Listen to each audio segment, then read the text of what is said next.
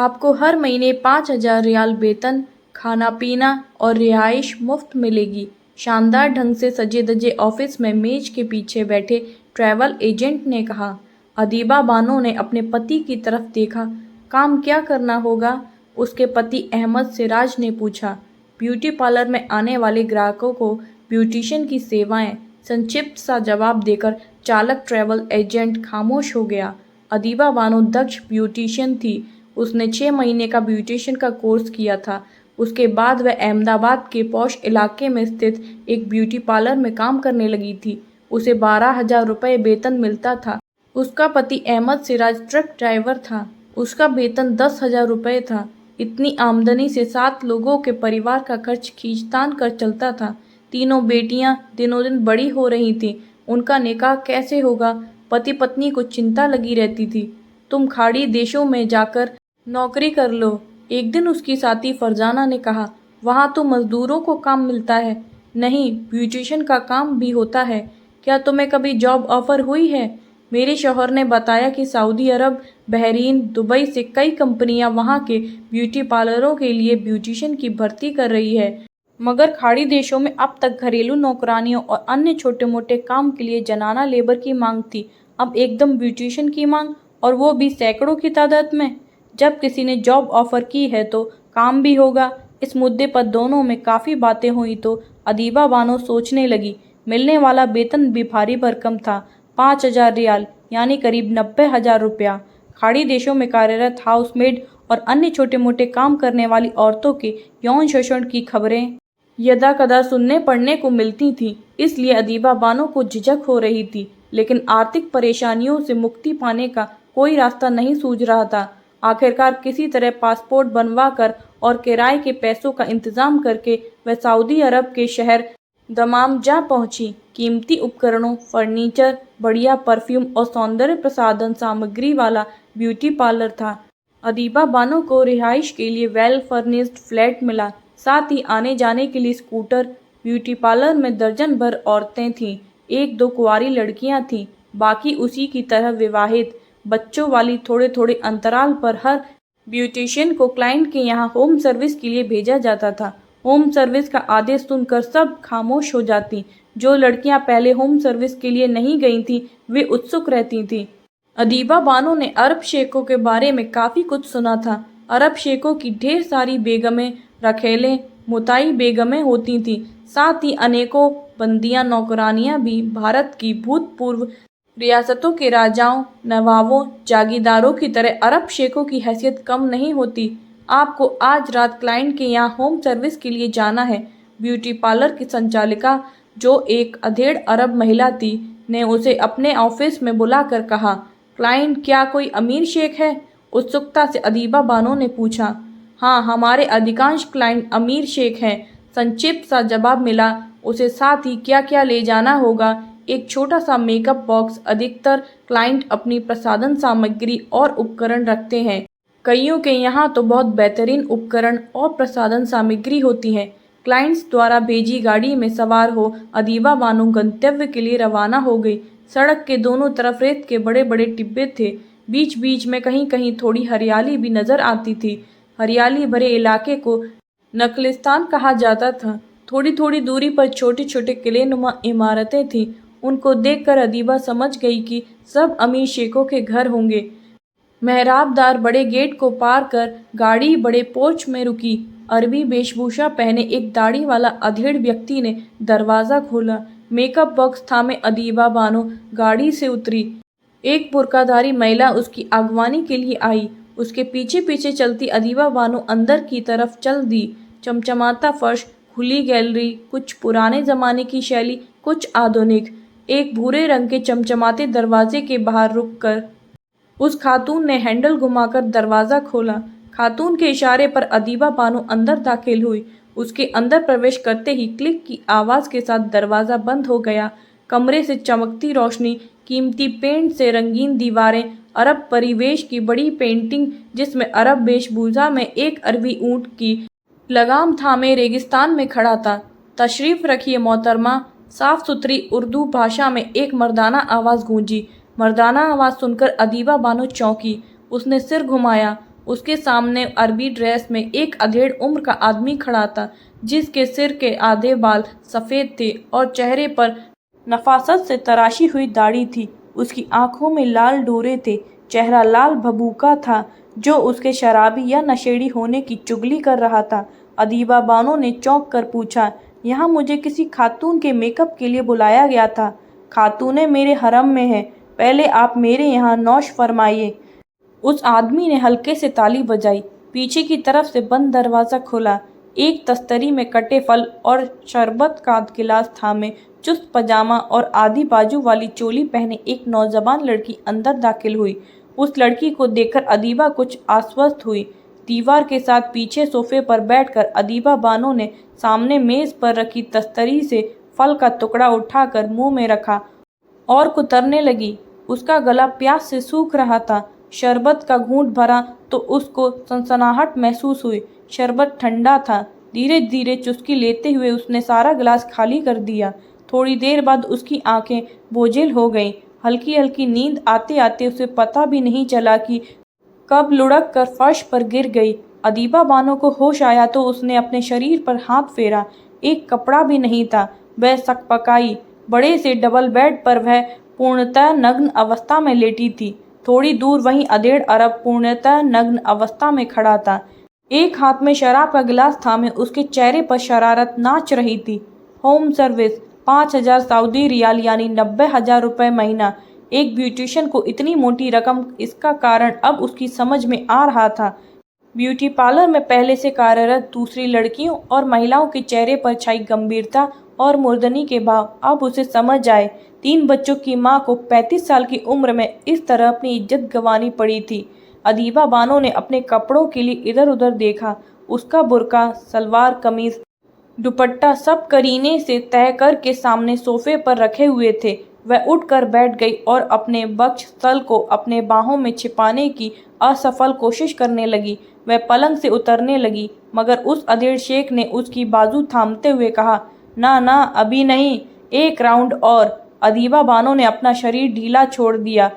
उस दरिंदे की मजबूत पकड़ से उसे अंदाजा हो गया, उससे छुटकारा पाना आसान नहीं था। शराब का गिलास खत्म कर अधेड़ उम्र का वह दरिंदा फिर उस पर छा गया।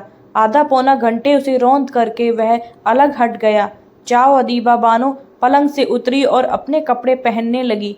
बुर्का ऊपर डालकर उसने अपना मेकअप बॉक्स उठाया और दरवाजे की तरफ बढ़ गई। ठहरो, ये लो। पलंग पर अधलेटे पूर्णतः नग्न अधेड़ शेख ने सऊदी अरब की करेंसी का एक पुलिंदा उसकी तरफ बढ़ाते हुए कहा, मगर अदीबा बानो ने एक हिकारत और नफरत भरी नज़र उस पर डाली और दरवाज़ा खोलकर बाहर निकल गई। बाहर उसे अंदर पहुंचाने वाली खातून खड़ी थी। वह यंत्रचालित ढंग से अदीबा बानो के आगे आगे चल दी। उसे मेंशन में लाने वाली कार और सोफर पोर्च में तैयार खड़ा था। खातून ने दरवाज़ा खोला। अदीबा बानो यंत्र चालित ढंग से उसमें सवार हो गई। ब्यूटी पार्लर की संचालिका ने एक नज़र अदीबा बानो के चेहरे पर डाली और समझ गई कि होम सर्विस की ड्यूटी निपटा आई थी। अदीबा बानो स्टाफ रूम में चली गई। 5 ब्यूटिशियन लड़कियां चुपचाप इधर उधर बैठी थीं। तभी कमरे में लगा इंटरकॉम बजा। एक लड़की ने रिसीवर उठाकर फ़ोन सुना, फिर बाहर चली गई। चंद मिनटों बाद वापस लौटी। उसके हाथ में एक लिफाफा था। लिफाफा उसने अदीबा बानो की तरफ बढ़ाया। प्रश्नवाचक नज़रों से अदीबा बानो ने उसकी तरफ देखा।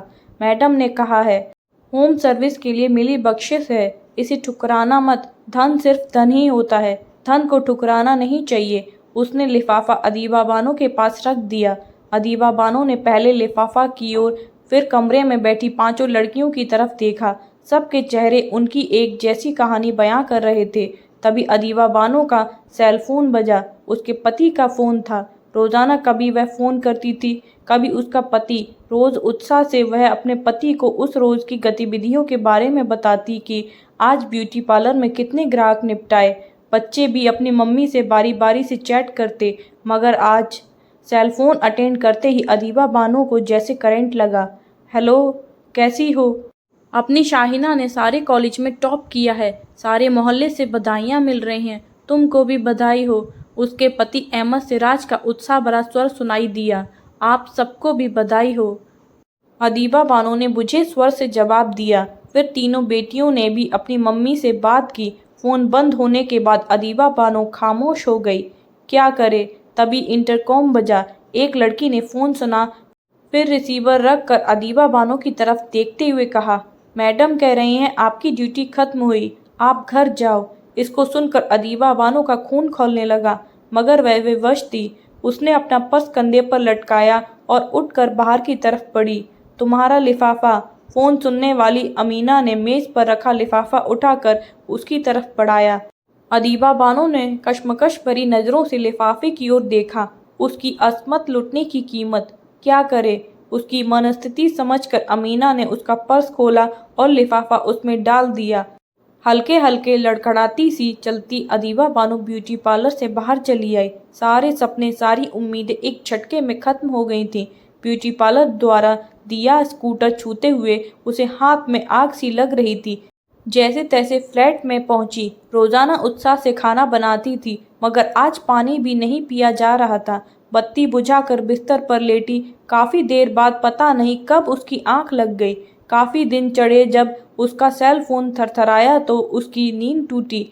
उसने स्क्रीन पर नजर डाली। ब्यूटी पार्लर की संचालिका का फोन था। स्विच ऑन करते ही मैडम का रौबीला स्वर गूंजा, क्या हुआ, अभी तक नहीं आई? मेरी तबीयत खराब है। जब अपने शौहर के साथ हम बिस्तर होती हो तब तबीयत खराब नहीं होती। अदीबा बानो खामोश रही। जल्द से जल्द हाजिर हो, वरना। मैडम ने फ़ोन काट दिया। मैडम के स्वर में धमकी साफ थी। अदीबा बानो फटाफट तैयार होकर ब्यूटी पार्लर पहुंची। आज दूसरी लड़कियां होम सर्विस को गई हैं। यहाँ कई क्लाइंट बैठी हैं, उनको अटेंड करो। वेटिंग हॉल में बहुत सी खातून मौजूद थीं। अदीबा बानो सबको बारी बारी से निपटाने लगी। सभी क्लाइंट निपट गईं तो अदीबा बानो कैश काउंटर पर बैठी मैडम के पास पहुंची। मेरा पासपोर्ट दे दीजिए और मेरा हिसाब कर दीजिए, मुझे वापस जाना है, उसने दृढ़ स्वर में कहा। मैडम की भौहें तन गईं। तुम्हारा कॉन्ट्रैक्ट 3 साल का है, मियाद से पहले तुम वापस नहीं जा सकती। चुपचाप काम करो, वरना। आप मेरी तनख्वाह जब्त कर लो, मगर मेरा पासपोर्ट दे दो। मैं एक फ़ोन करूंगी, 5 मिनट में पुलिस आ जाएगी, तुम्हें बदकारी के इल्ज़ाम में अंदर कर देगी। मैडम के स्वर में साफ साफ धमकी थी। बदकारी? मेरी असमत लुटवा कर मुझे बदकारी कहती हैं? अदीबा बानो चिल्लाई। यह सऊदी अरब है, तुम्हारा इंडिया नहीं। यहाँ जिस्म फरोशी सख्त अपराध है, इसकी सख्त सजा है। चौराहे पर कोड़े लगाए जाएंगे, कम से कम 3 साल जेल की सजा काटनी पड़ेगी। मैडम किसी वकील की तरह बोल रही थीं। अदीबा बानो सहम गई। 5,000 रियाल यानी 90,000 रुपये महीना। सारे सपने, सारी उमंगें एकदम खत्म हो गईं। ब्यूटी पार्लर की आड़ में जिस्म फरोशी का एक रैकेट था। इस दलदल से, दुष्चक्र से क्या छुटकारा पा सकेगी? वह खामोश होकर सर्विस रूम में चली गई। होम सर्विस के लिए गई लड़कियां लौटने लगीं। सबके चेहरे खामोश थे। भुक्तभोगी अदीबा बानो उनके चेहरे से उनकी मनस्थिति समझ रही थी। सबने किस्मत और हालात से समझौता कर लिया था। स्टाफ रूम में सब खामोश थीं। सबके चेहरे उनकी मजबूरी बयां कर रहे थे। सब अलग अलग देशों से, अलग अलग इलाकों से आई थीं। कई शादीशुदा थीं, कई कुंवारी। बड़ी रकम वाली तनख्वाह के बदले उनको अपना शरीर सौंपना पड़ा था। आमतौर पर सब में हल्का फुल्का वार्तालाप होता था। घर परिवार की बातें होती थीं। सबके पासपोर्ट और कागजात ब्यूटी पार्लर की संचालिका के पास जमा थे। इकरारनामे की मियाद पूरी होने से पहले किसी को वापस नहीं भेजा जा सकता था। इसका मतलब था कि मियाद खत्म होने तक सबको बार बार होम सर्विस के बहाने अपनी असमत लुटवानी थी। सबके दिमाग में एक ही सवाल था, मगर अनजाने भय से सब खामोश थी। क्या पता स्टाफ रूम में कोई टेप रिकॉर्डर लगा हो, क्या पता कोई सीसीटीवी कैमरा उन पर नजर रख रहा हो। वास्तव में ब्यूटी पार्लर के हर कक्ष में गुप्त कैमरे फिट थे। ब्यूटी पार्लर की संचालिका या मैडम अपनी सीट पर बैठी सामने रखी स्क्रीन पर नजर डाल हर जगह की खबर रखती थीं। शाम को अंधेरा छाया, ब्यूटी पार्लर बंद हुआ। सब अपनी अपनी स्कूटर पर सवार हो अपने घर चली। होम सर्विस की ड्यूटी भुगते अदीबा बानो को 4 दिन बीत गए। ब्यूटी पार्लर की असलियत सामने आने पर काम के प्रति सारा उत्साह ठंडा पड़ गया। पार्लर में आने वाले ग्राहकों को अब वह बड़ी फुर्ती से निपटाती थी। गुलबदन, इंटरकॉम पर मैडम की आवाज़ गूंजी। जी फरमाए, तुम्हें और अदीबा बानो को होम सर्विस पर जाना है। इकट्ठे। शेख अब्दुल्ला बिन मोहम्मद अब्दुल्ला के यहाँ बड़ा प्रोग्राम है। कई खातूनें मसाज करवाना चाहती हैं। उनकी कार अभी थोड़ी देर में आ रही है। मैडम का फरमान सुनकर गुलबदन खामोश रही। अदीबा बानो सहम गई। एक दरिंदे को 4 दिन पहले सह चुकी थी, अब पता नहीं क्या होगा। अगर मैं न जाऊं तो? अदीबा बानो के इस सवाल का जवाब गुलबदन क्या देती। इससे पहले इंटरकॉम का बजर बजा। मैडम का स्वर गूंजा। इनकार करने की सूरत में थाने से लेडी पुलिस के साथ पुलिस इंस्पेक्टर आएगा और तुम्हें बदकारी के इल्जाम में हवालात में बंद कर देगा। थाने में भी होम सर्विस करनी पड़ेगी। स्टाफ रूम में बैठी सब सहम गईं। ब्यूटी पार्लर के बाहर कार लगते ही अदीबा बानो और गुलबदन चुपचाप पिछली सीट पर बैठ गईं। अरब शेख अब्दुल्ला बिन मोहम्मद अब्दुल्ला का बिला या महल काफ़ी आलीशान था। एक बुर्काधारी खातून उनको लेवा कर जनाना खाना में ले गईं। अधेड़ और नौजवान लड़कियों का समूह उनका इंतजार कर रहा था।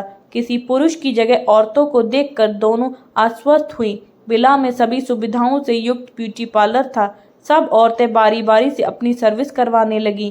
सब निपट गईं तो दोनों ने राहत की सांस ली। मगर क्या उनकी ड्यूटी समाप्त हो गई थी? सब औरतें चली गईं। तब उनको अंदर लेवा लाने वाली खातून ने कहा, आप दोनों को अंदर जनान खाने में भी सर्विस करनी है। जनान खाना महल के काफ़ी अंदर एक लंबा गलियारा पार करके था। पुराने जमाने के मुस्लिम शासकों के महलों की साज सज्जा बड़ा हॉल कमरा सजा था। फर्श पर धवल सफ़ेद गद्दा बिछा था। गावत किए के सहारे एक अधेड़ अरब शेख, जिसके चेहरे पर खिचड़ी दाढ़ी थी, बैठा था।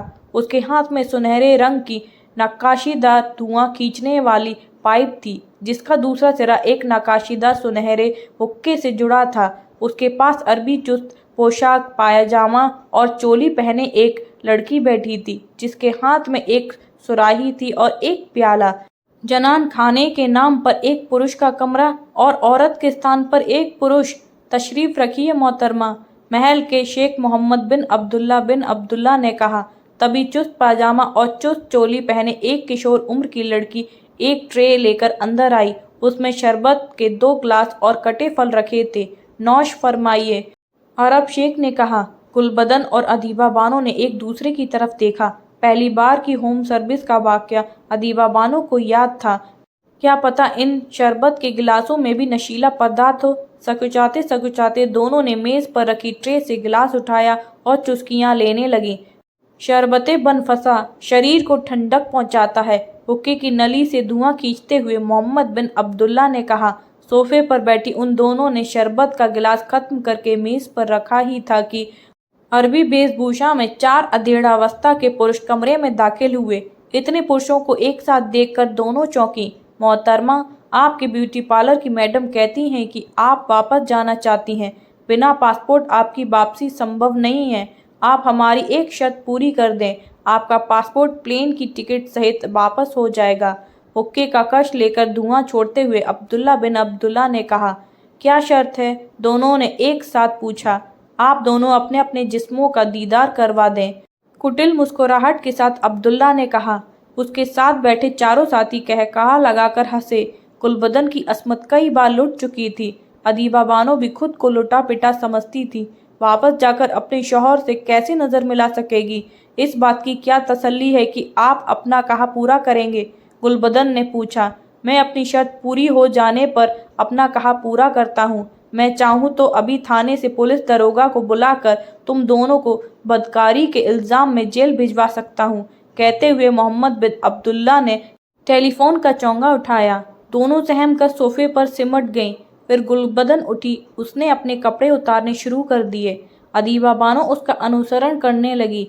पूर्णतः दोनों अपना वक्ष तल दोनों बाहों से ढांप कर खड़ी हो गईं।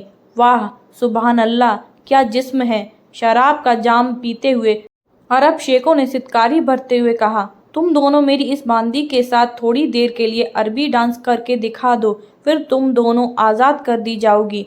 साकी बनकर शराब के प्याले भरती किशोर बाला उठ खड़ी हुई और लयबद्ध हो ठुमके लगाती हुई अरब शैली का नृत्य करने लगी। व्यवस्था थी सो वे दोनों भी उसके साथ नाचने लगी। थोड़ी देर बाद शराब पीते 2 अरब शेख उठे और उन्होंने उन दोनों को अपने बाहों पाश में दबोच लिया।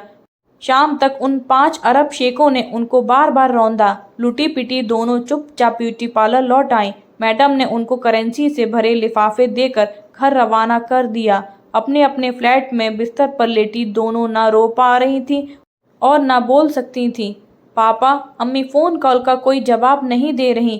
अदीबा बानो की बेटी ने अपने पापा को फ़ोन कॉल का जवाब न मिलने पर कहा। एमा सिराज चौंका। मिडिल ईस्ट के अरब देशों में नौकरानियों या हाउसमेड के साथ दुर्व्यवहार की खबरें आम थीं। उन्हें कहीं संपर्क करने से भी रोका जाता था, मगर सऊदी अरब के ब्यूटी पार्लर में इस तरह यौन शोषण हो सकता है, इसकी उसे कल्पना भी नहीं थी। तुम दोनों को आज फिर होम सर्विस के लिए जाना है, मैडम ने फरमान सुनाया। ना जाए तो? अदीबा बानो ने पलट कर कहा। अभी पता चल जाएगा। मैडम ने अपना फ़ोन टच किया। कुछ खुसर फुसर की। थोड़ी देर में गहरे हरे रंग की एक बड़ी जीप ब्यूटी पार्लर के बाहर आकर रुकी। हरे रंग की वर्दी, पी कैप पहने, कमर में पिस्तौल, चुस्त शरीर का पुलिस इंस्पेक्टर। सर, ये दोनों बदकारी करती हैं, दूसरी औरतों को भी गलत काम करने के लिए उकसाती हैं। नकार खाने में तूती की आवाज़। दोनों चुपचाप जीप में पिछवाड़े बैठ गईं। डेविड ऑर्थर एक स्वीडिश नागरिक था। वह फ्रीलांस फोटोग्राफर था। दुनिया भर में घूमता फिरता था। अनेक समाचार पत्रों, टीवी चैनल्स के साथ उसका अनुबंध था। अपनी साथी सोफिया वॉरेन के साथ इन दिनों वह सऊदी अरब के भ्रमण पर था। मक्का मदीना में हज करने आए मुसलमानों के फोटो खींचने के बाद वापस लौटते समय दमाम शहर से गुजर रहा था। उसकी गाड़ी के सामने से आ रही एक अन्य गाड़ी ने टक्कर मार दी। गाड़ी एक शेख की थी। मामला थाने तक पहुंच गया। डेविड ऑर्थर अपनी साथी के साथ थाने बैठा था। तभी पुलिस जीप दोनों को थाने में ले आई। 2 एशियाई स्त्रियों को थाने में आया देख डेविड ऑर्थर चौंका। हर अलग स्थिति की फोटो खींचकर समाचार पत्रों और टीवी चैनल को प्रेषित करने में वह नहीं चूकता था। सर, ये दोनों बदकारी करती हैं, ब्यूटी पार्लर से पकड़ कर लाए। नौजवान पुलिस अधिकारी ने थाना इंचार्ज के सामने दोनों को पेश करते हुए कहा। अरबी भाषा का थोड़ा थोड़ा जान रखने वाली पत्रकार सोफिया वॉरेन चौंकी। उसने उन दोनों औरतों की तरफ देखा। व्यवस्था और बेबसी के भाव उन दोनों के चेहरों से साफ दिखते थे। दोनों को हवालात में बंद कर दिया गया। अरब देशों में मेड, होम हेल्पर से यौन शोषण की खबरें आम थीं। घरेलू दिखती अपने देश से आई अधेड़ावस्था को छू रही दोनों औरतें भला इतनी दूर आकर बदकारी कैसे कर सकती हैं? डेविड ऑर्थर ने अपनी साथी सोफिया वॉरेन की तरफ देखा। सोफिया वॉरेन ने नज़र बचाकर अपने स्मार्टफोन से हवालात में बंद दोनों की फ़ोटो खींच ली। मिस्टर ऑर्थर, आप राजीनामा कर लें। अगर हम केस दर्ज कर चालान काटते हैं तब आपको अदालत में पेशियां भुगतने आना पड़ेगा, थाना इंचार्ज ने कहा। मगर गलती हमारी नहीं है मिस्टर ऑर्थर, यह सऊदी अरब है। आप बाहर से आए हैं। केस दर्ज हो जाने पर आपके खिलाफ दर्जनों गवाह गवाही देने के लिए हाजिर हो जाएंगे। तब आप पर उल्टा मामला बनेगा। आपको सजा भी हो सकती है। इस धक्केशाही पर दोनों तिल मिलाए। मिस्टर ऑर्थर, हम चाहें तो आपकी इस साथी को बदकारी करने के लिए उकसाने के इल्ज़ाम में अंदर कर सकते हैं। दर्जन भर गवाह कह देंगे कि आपकी यह साथी अश्लील इशारे करके आते जाते राहगीरों को फुसला रही थी। थाना इंचार्ज कुटिलता से मुस्कुराया। यह सुनकर मिस्टर डेविड ऑर्थर ने अपनी साथी की तरफ देखा। सोफिया वॉरेन ने सहमति से सिर हिलाया। Okay sir. सादे कागज़ पर राजीनामा लिखवाने के बाद दोनों थाने से बाहर की ओर चल दिए। एक नज़र हवालात में बंद दोनों बेबस स्त्रियों की तरफ देखकर उन्हें आश्वासन देने का मुख इशारा किया। अदीबा बानो ने अपने दोनों हाथ मिलाकर सजदा किया। कार थाने से बाहर निकालकर डेविड ऑर्थर ने थोड़ी दूर खड़ी कर दी और फिर अपने शक्तिशाली कैमरे से थाने की इमारत की कुछ फ़ोटो खींची। इन एशियाई देशों में सब पुलिस वाले एक जैसे हैं। हवालात में बंद दोनों औरतें यौन शोषण के लिए इनकार करने पर बदकारी के झूठे इल्ज़ाम में बंद हैं। सोफिया वॉरेन ने कहा। अब हम क्या करें? आप अपना दिमाग इस्तेमाल करो, मैं अपना। मैंने अपने स्मार्टफोन के वॉइस रिकॉर्ड में थाने में हुई सारी बातचीत रिकॉर्ड कर ली है। साथ ही काफ़ी फ़ोटो भी हैं। शाम होते होते विश्व भर के अनेक टीवी चैनलों पर सऊदी अरब के दम्माम शहर के थाने में बंद 2 औरतों की फ़ोटो दिखाई जाने लगी।